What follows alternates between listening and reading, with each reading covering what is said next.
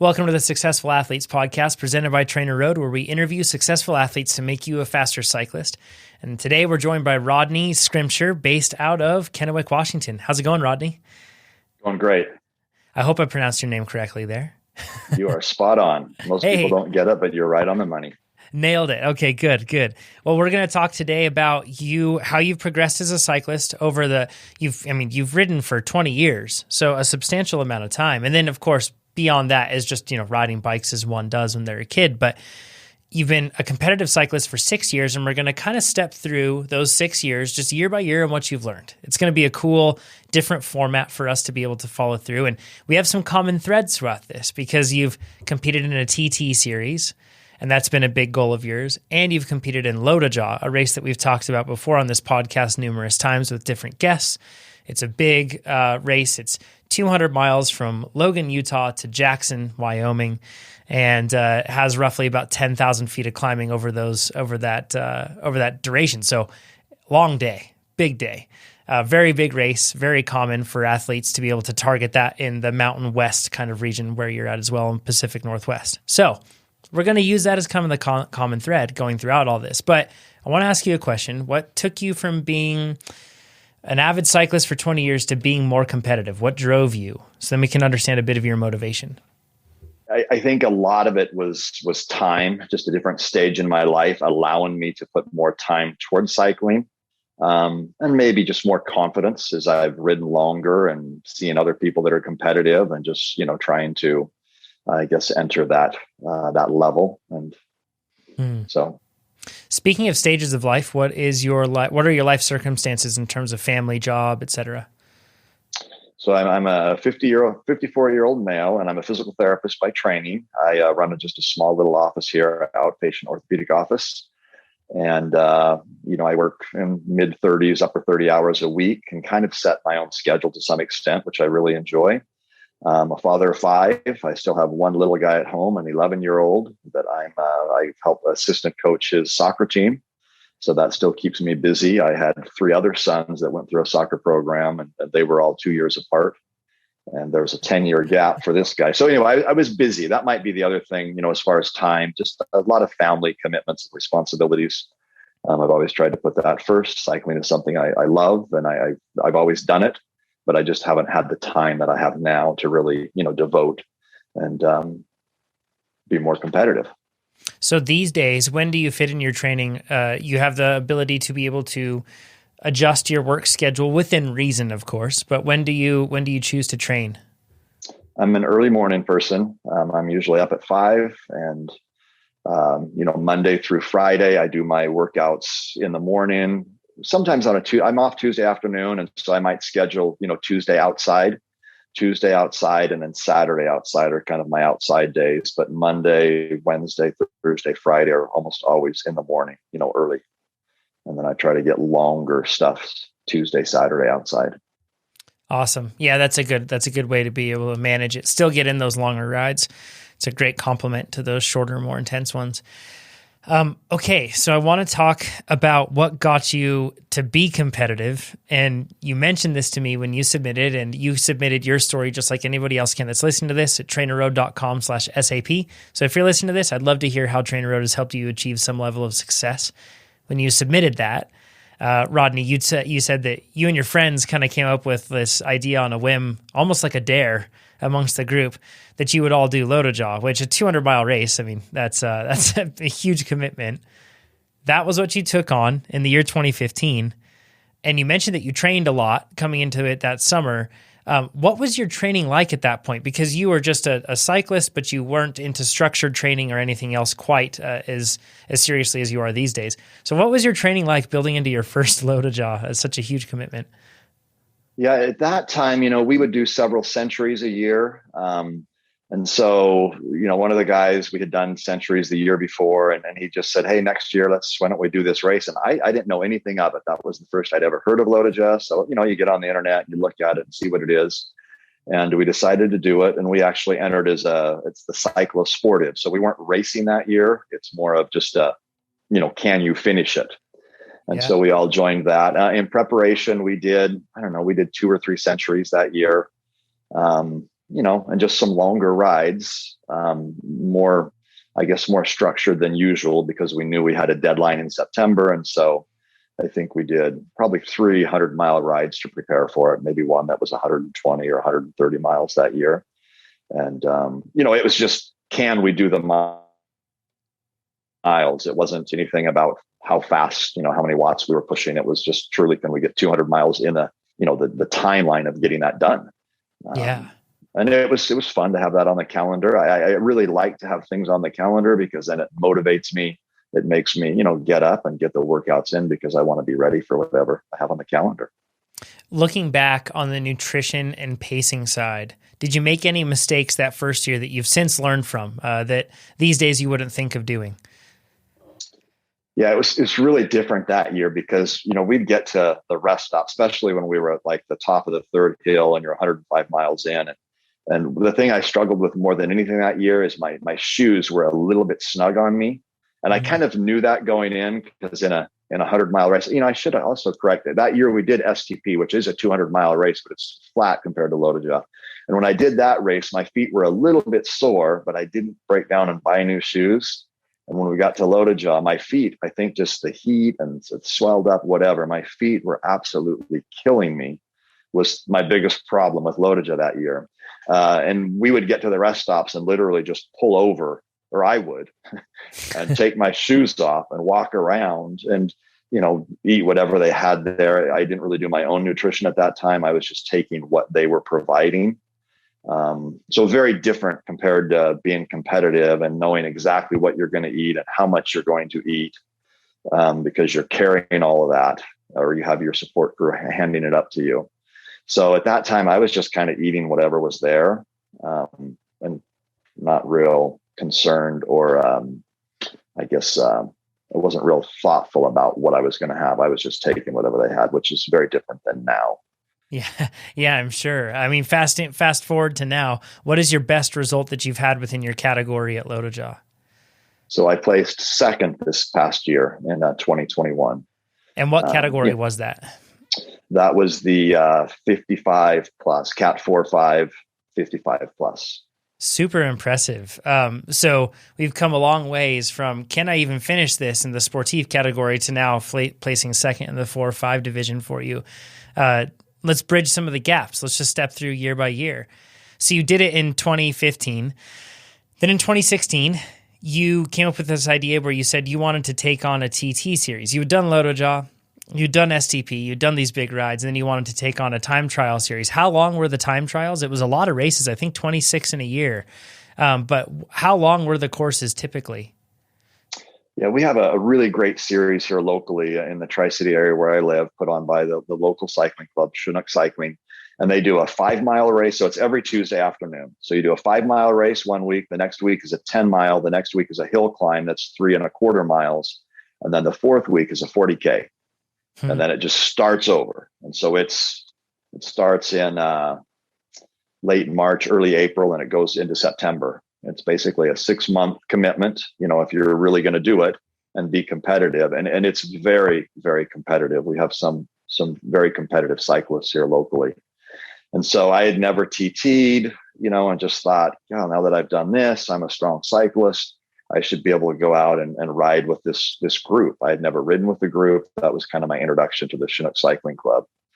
And I was very humbled in 2016 because they absolutely destroyed me.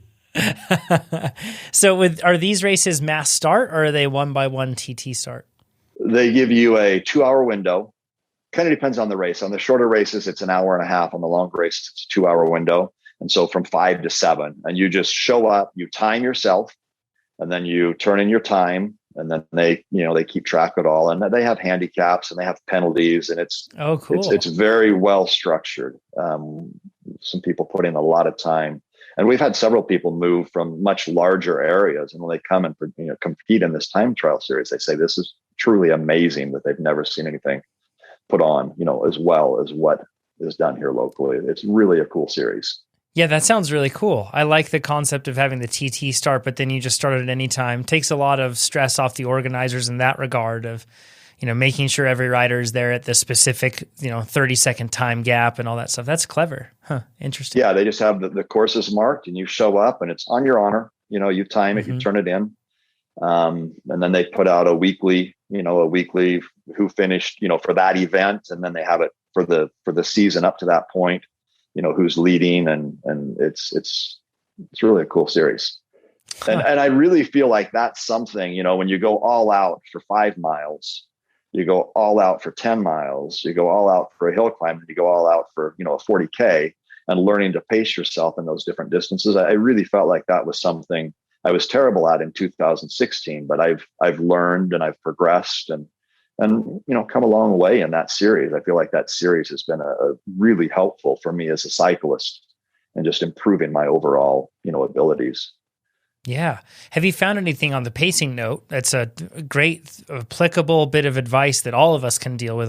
I'll just speak for myself. I tend to go out too hard, as we know. Yep. So what have you found to help yourself with pacing on those various different durations? Do you execute differently, like entirely differently based on the duration of the event? And do you set IF goals or how do you manage pacing? So power meter, that's the key for me.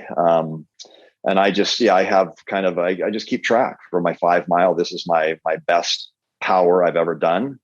And so I know what I'm shooting for in the first half of the 5 mile and the second half of the 5 mile. And I still always go out too hard, but you just feel so good when you start that it's almost impossible to not go harder than you should. But when I do the best, it's when I really do pace myself like I'm supposed to. And it's just so hard to do, even with the power meter. And even after doing it for years, you get there and you feel good and you want to go fast, and I go faster than I should. But so I just have my set power. This is what I'm looking for on my 5 mile. This is what I'm looking for on my 10 mile. This is what I'm looking for on my hill climb. And, keep track of that and just try to, be improving that as the season goes on. Now, this is something that you've still competed in. Like you said, you've had years competing in this awesome sounding series that you have locally. So when you are competing in this series, how do you balance your training amidst this, having these one time a week, these all out efforts? Do you just swap it for a hard workout, or do you have, what sort of volume training plan do you follow that allows that? It varies throughout the year, but usually I'll try to work it in. Like some nights I'll do the 5 mile and I'll go out and do the 5 mile. And then afterwards I'll do 4 or 5 more intervals, to get in the training, because it's only been an 11 or 12 minute race. And so it's all out, but I'll do something on top of that. I just look at my week schedule and I try to meld it together. And so I'm doing that with my training plan. And, usually my Monday, since it's a Tuesday afternoon that I do this, my Monday will usually be kind of an easier day that week. And then there's some weeks where you really want to nail the TT series. So, I'll pick certain events that you really want to do well on.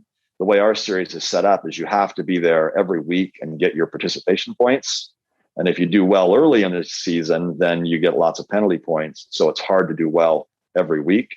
And so you kind of choose, like, I'm going to go really hard this week because I want to get, good points. And the next week, it might just be participation points. So I'll show up and do the ride, but it might just be a warm up for me. I'll go out and do my 5 mile TT. I don't go all out on that, but I do my intervals afterwards that I'm doing hard to follow my TrainerRoad plan. And so it just changes every week.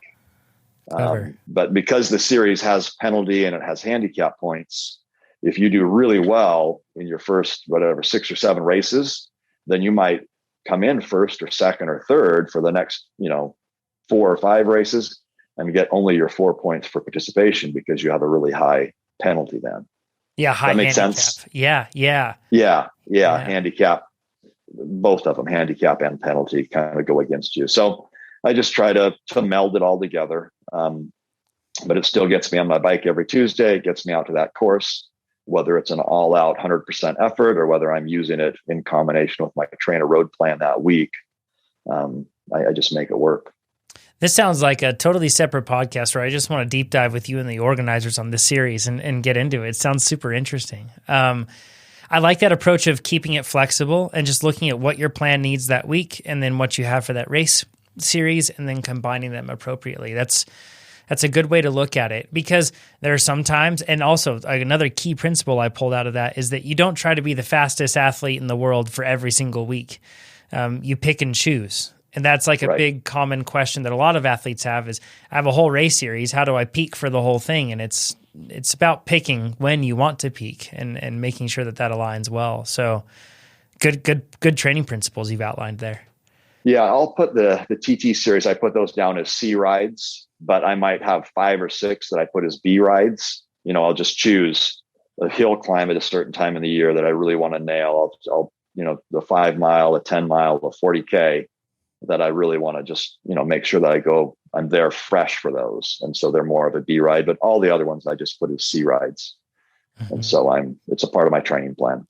And then you build toward Lotoja or whatever other big event as your A, I would assume, as your A event. Yes. Yeah. Lotoja has been my A. And then I'll have other 100-mile rides. I usually do 3 or 4 preparing for the Lotoja. Awesome. That, I kind of call the preparation rides. Yeah. Good setup. So let's, in 2016, you didn't do Lotoja. Is that correct? Yes, that's correct. But in 2017, you did go for Lotoja, and your goal was to do top 10.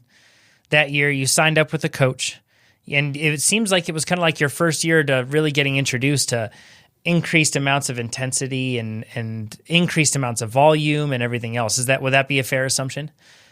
Yes, and really getting into intervals. I really hadn't done interval training at that point. And looking at, a sweet spot or threshold or VO2, all those different levels of training. So it was really an education for me just to kind of understand, to be a strong cyclist, there's a lot of different parts of that, to be a good sprinter, to be a good, somebody who can hold tempo for a long time, it was just all new to me. So the coach was good at kind of introducing me at all these different parts of being a strong cycler. Yeah. Stronger cycler. Yeah. Uncomfortable way to learn everything as always, right? I'm sure it was pretty tough because it sounded like prior to that, you had logged lots of miles, you had done that sort of stuff, but you hadn't gotten to the point where you were really introducing structure. And that's always a hard first introduction to that. That year you ended up finishing 16th in your category there at Lotoja, which your goal was top 10, but 16th is still, it's an impressive result considering the prior year you were just wondering if you could even finish it. Yeah, it was a step in the right direction, and kind of bite off a big goal and see what you can do, and did make it and reevaluate and then see what you can do better the next time around. Yeah, no doubt. Which the next time, 2018, what changed for you when you got to 2018? What were you doing differently? Your goals still were to do the TT series, and I think you skipped Lotoja in 2018 for other reasons. But what did you change in 2018? Yeah, 2018 is when I started getting more serious with TrainerRoad and started doing, plans specifically. So I used the coach in 2017 and I learned a lot. And then in 2018, I went away from the coach and just kind of went to TrainerRoad plans.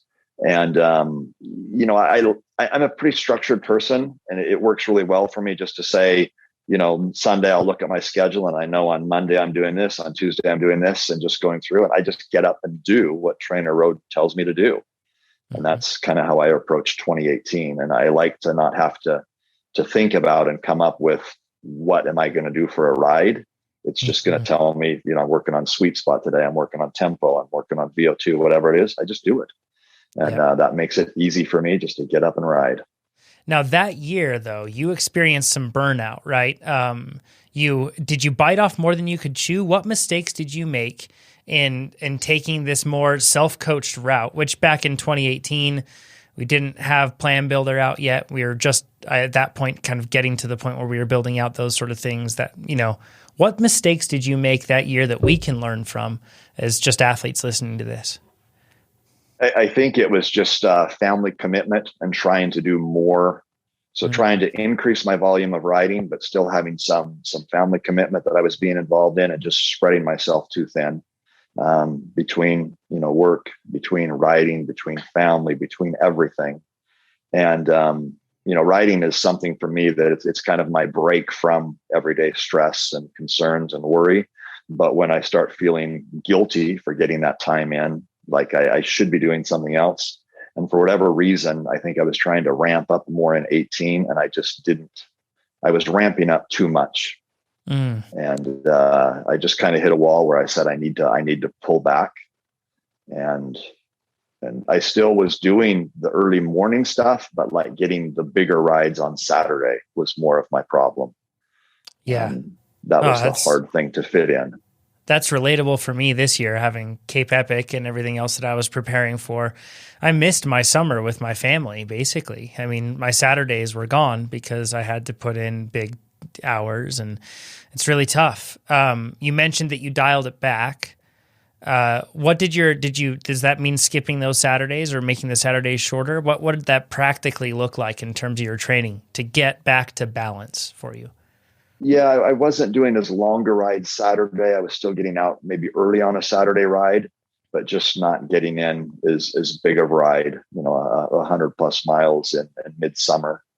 It was more just structured morning type rides. And I was still doing the Tuesday TTs.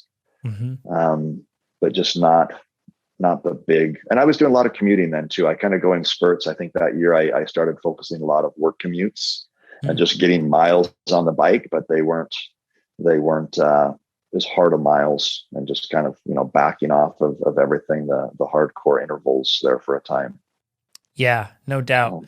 It's easy to overdo it because we think that the training lives in a vacuum from the rest of our life, and that because it looks so neatly cut out on a calendar. And when we just have, well, this hour is training, and if I have the time, I can do it. But it's more complex than that, right? There's a lot of athletes, when they sign up with TrainerRoad in particular, but just when they take on training in general, if you ask them how much training can you do, they'll talk about the amount of hours they can sustain. And it's really calendar based. It's like, well, I can do 1 hour a day, and then I can do 3 hours on Saturday, and I can do 2 hours on Sunday. Therefore, I can do this. But it's not about that. It's about how much your body can actually productively absorb, right? And if stress is increasing in all other aspects of your life, that cuts it down. So, that's a hard lesson to learn for sure. Did you question anything else when you're going through this process? Were you thinking like, man, it's the nutrition, or it's the training, or it's my sleep, or how did you arrive at the conclusion that it was indeed just the trying to do too much at once? I think the other thing is I was trying to cut weight, and my nutrition probably wasn't what it should be. And so I just didn't feel good at that point. As you cut calories and still try to ride, that can be a big mistake. And I've learned that several times.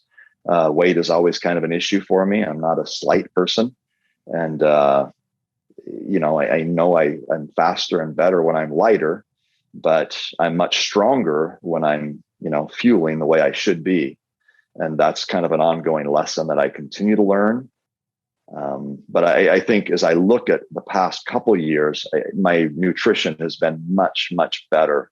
And that's really, I think, allowed me, probably nutrition and sleep are two things that have changed the most in going from 19 to 20 and then 21. And that's where I've really seen the biggest gains is I've changed those things. Yeah.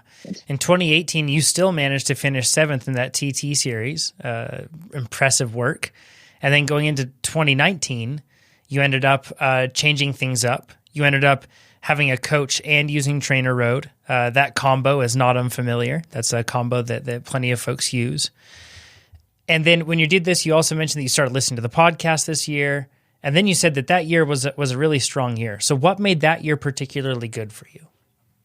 For this year, for 21? Yeah, let's talk 2019. Let's focus on 2019 in and of itself. So I may have messed that up. You may have not had a coach that year. I can't remember. No, I did. I hired kind of a Lotoja specific coach. He'd coached other guys that had done really well. He coached my friend who had won it the year before. And so I just thought I'll go that route. And again, it's just, you learn different things from different people. And so we were doing a lot of very specific interval training based on Lotoja. And he was kind of looking at where I was weak, which was the more sprint VO2 max stuff is what I wasn't really that good at. And so basically I just followed his training plans for that year. I'd still mix in a TrainerRoad stuff every now and then. And it was good. Coaching was good because it opened my eyes to different things. But it's sometimes I don't know if part of that's just me too. And I would do too much. Everything. I didn't know when to stop. Like the coach wants me to do this. And so I would do this. And even if maybe it was over the edge for me, I would still do it. And I wouldn't say it was more than I should be doing. Mm. Yeah. Does that make sense? Totally. I want to please the coach. I want to do what the coach thinks I should do. And I don't want him to think this is too hard, because then he's not going to give me more to do. But when it's TrainerRoad, it's really easy for me to put on there exactly how I feel and to adjust my workout based on that, because I don't have a person that I'm trying to please. Yes. That sounds really weird to say, but that's what I've concluded, that I do better because I'm not trying to please or impress my coach. It's just about me and what TrainerRoad says. And so that's kind of where 19 was good. I had a good result, a good time at Lotoja, and I learned more about training. But then as I went into 20 and 21, and I've just solely used TrainerRoad, for me, that just simplified my life. It took the coach out of the picture. I just do what TrainerRoad says. And I felt like I've had more energy, and that the workouts are just easier for me to get through and not feel burned out. Awesome. And part of that, I think, is just me learning more about myself. Something that I've heard a lot on your podcast is, just because you can do something doesn't mean you should. And I find myself in that. I can do more, therefore I do more. And in the end, that just hurts me more than it helps me. Instead of just saying, this is what the workout says to do, I'm going to do it, and I'm going to stop and be better off for it. Yeah, that's a hard one to learn, and one we have to relearn. It seems like all the time, right? With new capabilities comes new excitement to be able to stretch it even further. So instead of doing what we know we should do, we throw everything out in terms of what's got us there, and we try to do too much, and we think that now it'll be different, right? But it's always the same. Doing too much is never a good recipe. So you're now at this point where you're following TrainerRoad. It's a good combo for you. You've been able to achieve all the way up to, I think that like you said, second at Lotoja, but then you also got third in the TT series this year, which is super impressive. And I want to talk about, so executing now to get third at Lotoja, or second at Lotoja in your category. What would you tell yourself, or what are the main things that you've done that have made you successful at that race? Let's talk specifically about that race, and we can get more general as we go on. Nutrition. My nutrition has changed so much over the past few years. And I did good in 20, but I did great in 21. I mean, my nutrition, I nailed it. I had gone more of a keto diet, 17, 18, 19. I was doing that. And that was something that the coach didn't really like, but I continued to do it because it helped with weight loss and weight control.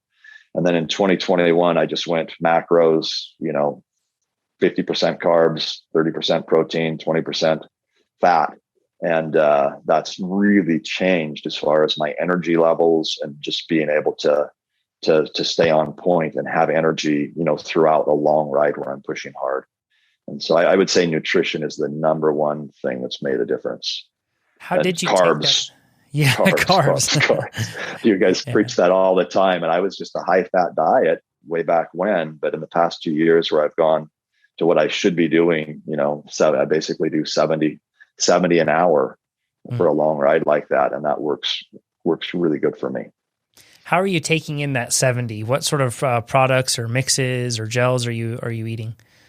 So I'll do powders, so I'm getting liquid nutrition, and then gels is basically what I'm doing. Earlier in the race, I do a little bit of solid food, like for Lotoja. I'll do some solid stuff early in, but by about hour 5, I'm just solely gels and powders. Mm-hmm. Yeah, that's all you can take in at that point. It's such a long day, right? Yeah, it is a long day.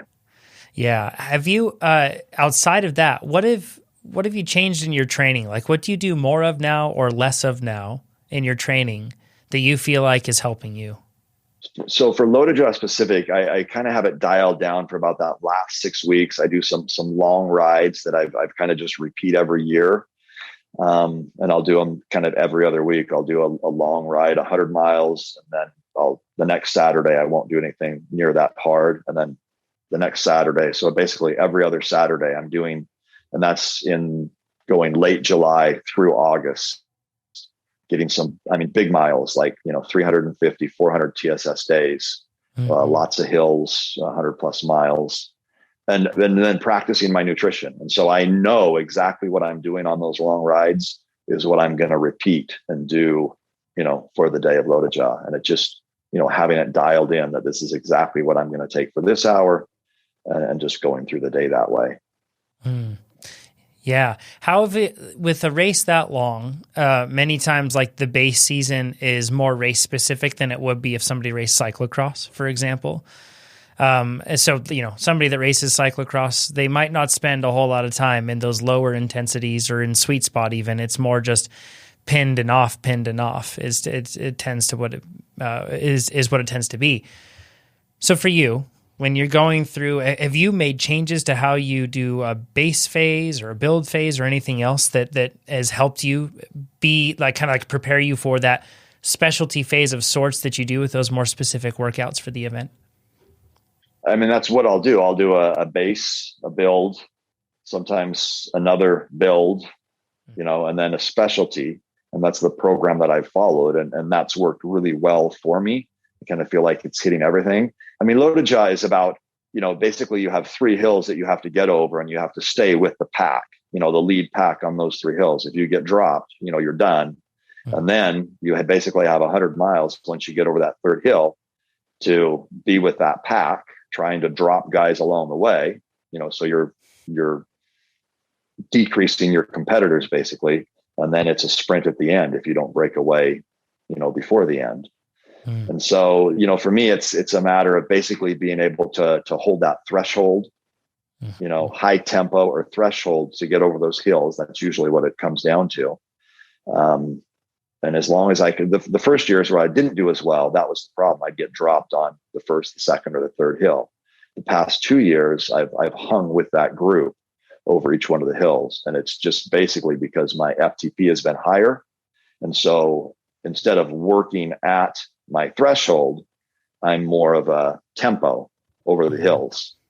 The speed's the same. I just have a higher threshold value. So I'm not dipping into that, which is leaving me some reserve, for that last 100 miles once we've made it over the top. Yeah, a lot of Did I answer your question? I'm not sure I answered it. Fantastic. Okay. Yeah, putting more focus on raising FTP. It's funny because a lot of people, much maligned is FTP by many people. They say that it gets too much focus, but I will say a higher threshold solves most problems in cycling. It takes the sting out of those harder efforts. It makes those longer efforts that are closer to your threshold sustainable rather than something where you feel like the fuse is burning down to all the way down to the dynamite. So that's a really important thing. Doing work that raises your threshold just has a profound impact on that race day, even once again, talking about really long endurance events, you might be focused just to work on that really long endurance stuff, or something short and intense. You might be focused on just working on the short stuff, but you raise that threshold and it's going to help you in everything. So yeah, it's a absolutely appropriate point. So you got 2nd at Lotoja, you got 3rd in the TT series. I want to ask you particularly about that 2nd at Lotoja and looking forward to next year. How did you get 2nd? Was it a sprint finish, or did somebody break away? How did it go? Yeah. There, you mark. I had about 5 guys marked, looking at past years, and the one guy that I had marked, it started raining at about mile, 25. It rained hard, and so everyone's putting on their vests and jackets, and anyway, I lost track of one of the riders who I knew I shouldn't lose track of, but I knew what he looked like because I knew what his kit was, but everyone puts a jacket on. And so now I couldn't look for his yellow kit. He had a yellow on black kit. And I just thought, well, he's got his jacket on. Well, he had snuck away during that time. Oh. So we got to our first zone where I was, picking up my food, a grab bag, and my buddy was there. And he says, "Hey, Merrill's got 9 minutes on you." So at mile 75, this guy had rode solo to get 9 minutes ahead of our group. And, you know, granted, we're not pushing hard for a lot of this. I mean, a lot of Lotoja is not that hard because you're in a group and you're taking turns, and nobody really, you know, especially this year, it just, people didn't want to work that hard, whether it was the rain, whatever. So we had 9 minutes on us. And so I'm kind of trying to muster a group to catch him because he's done this before. He breaks away and he can finish solo. He's a strong rider. And I've seen him do that and win.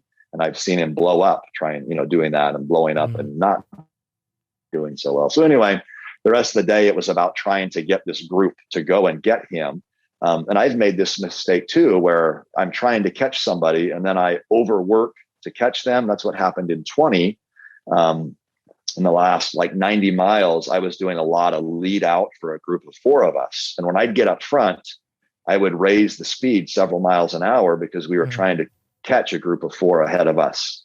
And then, you know, you'd take your turn in the back and the speed would kind of come down. And anyway, I did a lot of that. And then when we got to the end, I didn't do well in the sprint because I had worked way too hard. And so in 21, I basically, I'm trying to get this group to go faster. But as we're not going faster, I just said, okay, this is the speed we're going to go. If we don't catch him, I'm just going to win, you know, amongst these 8 that are together right now. And so I felt like I rode a really smart race, and you can only control what you can control. You know, as much as my goal was to be first and I wanted to be first, and that's what I prepared for all year, there's no way I was going to catch him on my own. You know, I mean, if I might have, but I probably would have blown up. And so I just decided I'm going to stay with this group. And I think I can beat these guys at the sprint. And that's what I did. And that's what happened. It was a really exciting finish. It's kind of fun too, because all the fans that were there, they thought I won my heat. They didn't know some guy was that far ahead of me. Everyone thought I took first, but I didn't. Hey, at least you got the celebration out of it. And yeah, that's a really good perspective. Bravo to you on the patience side of things there, because that's tough. You end up getting frustrated with the group and you end up being the person that's like, you know, yelling at people or trying to get them to go faster. Yeah, that never wasn't works. Like that. You know, I mean, I wasn't getting, it was just trying to make them understand. He moved up with me because we'd raced 45s together. And I knew that he could win this. I mean, I knew that he could finish. They were all kind of, there's no way he's going to ride solo and make it. And I was like, well, he's done it before. But again, if people aren't going to work with you, I'm not going to blow myself up just so they can beat me at the end. But you still, the other thing that goes on too, you know, you have that whole mindset you're racing with. Sometimes we whittled it down to 4, but then it was back to 8.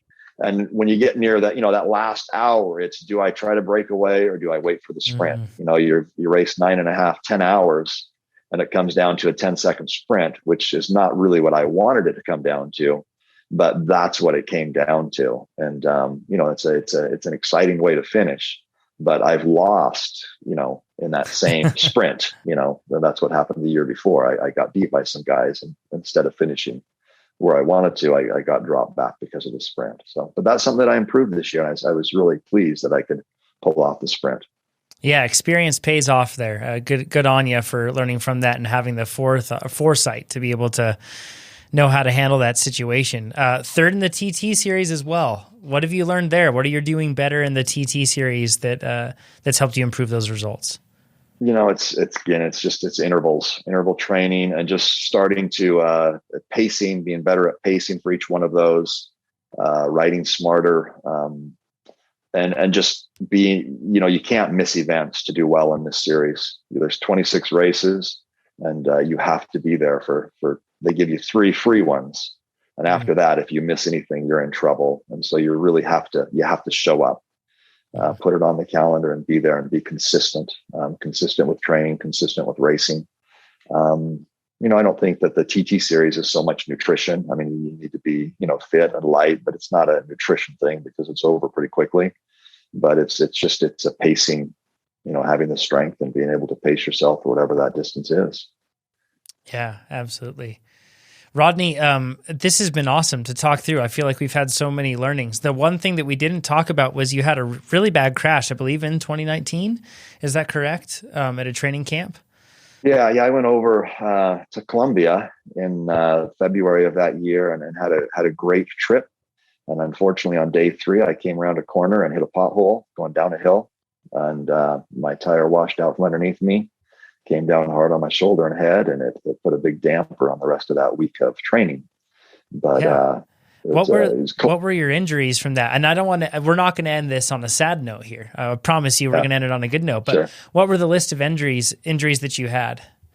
The main thing is I came down really hard, broke my helmet and came down really hard on the orbit of my eye, fractured, right along my eye, got a bunch of stitches through my eye right here. And then just a lot of road rash, AC, separation and road rash on my shoulder and hip. But the head was the main concern. How long did it take you to rehab that? And how'd you go about rehabbing and kind of like, or I shouldn't say necessarily rehabbing, because that's very much your line of work. I want to differentiate that. How did you go through the process of getting back to wellness and fitness back on the bike throughout that whole time? Yeah, I was kind of an idiot because I got up and rode the next day. I mean, I had stitches and bandaged up, and I couldn't ride with the group, but I went out and did maybe 10 miles the next day. And then I think on the day after that, I did 30, 35 miles. I'm in Colombia, of all places. Sure. I'm not going to lay in bed. And then by day 6, I couldn't ride at all. I had done too much. And then day 7, I went out and got some more miles, but I got home and I just kind of took a break. I couldn't do anything for about 3 weeks once I got home, just really just kind of let my body heal. And then probably 3 weeks in, I just kind of started back down in the basement, TrainerRoad, just backed way out of everything, doing a lot of just recovery type rides, probably for 2 weeks, just really, every other day, just getting on the bike and spinning. And then I was probably at, 5 or 6 weeks out when I started getting back outside. I'd lost a lot of fitness and, you just kind of back everything off and start a little bit at ground zero. Did a sustained power build, I think, on TrainerRoad and just, backed my watts, my FTP way down and started to build back up. And I think I started feeling good. That was in February. I was pretty weak in May, but by the time I hit June, July, I think I was starting to get, kind of get back in the groove and feel good about things at that point. It takes time. And I'm going to ask you this is sometimes when it's within our line of work, we are not the best practitioners of things. Sometimes we are. But for you as a PT, right? That's really like manual therapy, physical therapy, rehab, everything else. How much did you have to like prioritize stretching, mobility, everything else throughout that period? And is that a challenge for you as a cyclist, or because you're a PT, are you just the perfect example of mobility and flexibility and everything else that we need to have? No, I do some, but I don't do as much as I should. And again, I think it comes down to time. There's so many hours in the day. And, I enjoy riding my bike, and that's where I put the majority of my time. I'm pretty good if I'm watching TV at night, that I'll get down on the floor and I have a strap and I'll do my stretches, or I'll get my foam roller and spend that time in the evening doing stuff like that. But, I should do more. We all should do more mobility. I'm pretty good to do like core strengthening stuff. I fit that in, but the flexibility and the stretching is probably something that I don't do that well. My Colombia accident, my shoulder was sore. Of course, my head was sore. I had a pretty major concussion, but that cleared up. And then it was the road rash and the shoulder stuff, and that cleared up too. And so really by the time I was 2 months out, I felt like I was pretty well, healed. I had just lost a lot of fitness during that time. And then, there's also that mental, when you go down, there's a mental block, and it wasn't only going downhill. It was going around corners, even on flat terrain. It was even going flat on just something fast. There's just this kind of a mental block of, I don't want to go down again. That was not fun. And that took, several months. I don't really think I felt that comfortable going fast, especially downhill, until late in the summer of that year. Getting through that mental aspect of it. Good on you for giving yourself the time that you needed to be able to get over all that. It's not just physical. It's not just the fitness on the bike that needs to heal. There's a whole lot of pieces to that puzzle. Man, Rodney, going from just wondering if you can even finish Lotoja to finishing second in your division, to taking on this TT series that requires such a high level of consistency and commitment throughout the year. I love it. This is awesome. It's cool to hear of athletes that have these specific goals and have the courage to go back year after year and keep chipping away at that. That takes a lot to be able to refocus and redo the same thing. I know that some people might say the opposite, but that takes a lot. And I think it's an awesome example on constant improvement, really, and getting better. It's fantastic. Rodney, is there any way that if people have questions, would it be best if they just contact me and I send them to you? Or is there any other better way that people can get in touch with you if they have questions about anything they've heard on this episode? Sure. I'm happy to speak to anyone. I'm on TrainerRoad. You can catch me on Strava. I'm just CycliRoad.66 on Strava, and so that's a good way to contact. Cool. I don't know what else you'd recommend, but yeah, I'm certainly open to discussions and talking, and anything I can do to help anyone, I'm all for it. Fantastic. All right, Rod, thanks a bunch. If anybody's listening to this right now and wants to share your story about how TrainerRoad has helped you achieve success, go to trainerroad.com/SAP, just like Rod did. And then you can submit that story that you have. I'd love to hear it and love to share it with other folks here that listen to the podcast. And if you want to get fast like Rod, use TrainerRoad. It's helped him get second at Lotoja. It's pretty amazing. So with that said, thanks everybody for joining us. Rod, thanks for joining me. We'll talk to you soon. Thank you. Appreciate you. Appreciate everyone at TrainerRoad.